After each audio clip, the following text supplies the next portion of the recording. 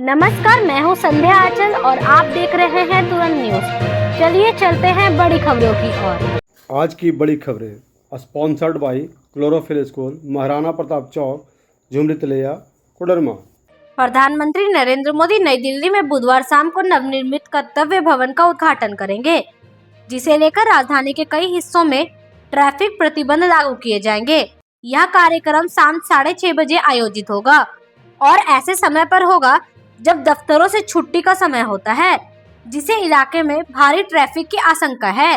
Delhi police के मुताबिक Rajendra Prasad road, Maulana Azad road, Mansingh road, जनपद, रफी मार्ग, संसद मार्ग, मोतीलाल नेहरू मार्ग और सी हेक्सागन जैसे महत्वपूर्ण मार्गों पर यातायात प्रभावित रहेगा।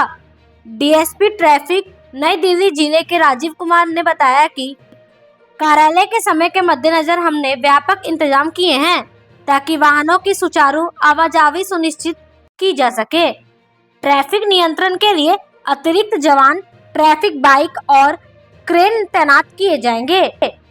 पश्चिम बंगाल में दक्षिण बंगाल फ्रंटियर की 11वीं बटालियन के सीमा सुरक्षा बल जवानों को बड़ी सफलता मिली है। भारत बांग्लादेश अंतर्राष्ट्रीय सीमा पर स्थित बॉर्डर आउटपोस्ट विजयमठ से जवानों ने 2 भारतीय सोना तस्करों को गिरफ्तार किया है। ये दोनों चप्पल में सोने के टुकड़े को छुपाकर तस्करी कर रहे थे। गुप्त और पुख्ता जानकारी के आधार पर ये कार्रवाई की गई है।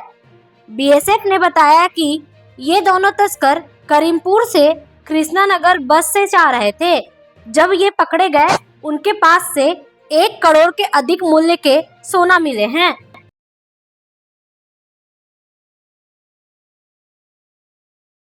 संसद ने आज मणिपुर में राष्ट्रपति शासन की अवधि 13 अगस्त के बाद 6 महीने के लिए और बढ़ाने संबंधी वैधानिक प्रस्ताव को मंजूरी दे दी है।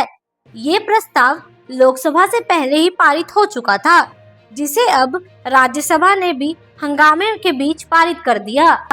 राज्यसभा में चर्चा के दौरान विपक्षी सांसदों ने बिहार में मतदाता सूची के विशेष संशोधन को लेकर जोरदार विरोध प्रदर्शन किया।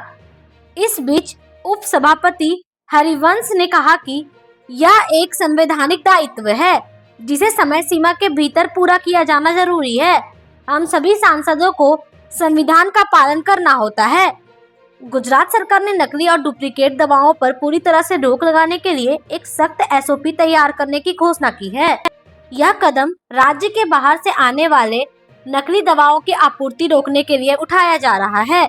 राज्य के स्वास्थ्य मंत्री ऋषिकेश पटेल ने बताया कि एसओपी लागू करने के बाद गुजरात देश का ऐसा पहला राज्य होगा जो नकली दवाओं पर जीरो टॉलरेंस की नीति अपनाएगा। एसओपी के मुख्य बिंदुओं में आयातित दवाओं और ट्रांसपोर्टरों का पंजीकरण, बिना लाइसेंस के दवा कारोबार पर कार्रवाई, तेजी से बिकने वाली दवाओं पर निगरानी और ड्रग्स एंड कॉस्मेटिक एक्ट का सख्ती से पालन शामिल है। स्वास्थ्य विभाग के अनुसार पिछले 4 साल में करीब 6 करोड़ रुपए की नकली दवाएं और सौंदर्य प्रसाधन जब्त किए गए हैं। 75 से ज्यादा व्यक्तियों और फर्मों पर कार्रवाई की गई है। अधिकतर नकली दवाएं राज्य के बाहर से लाई जाती है।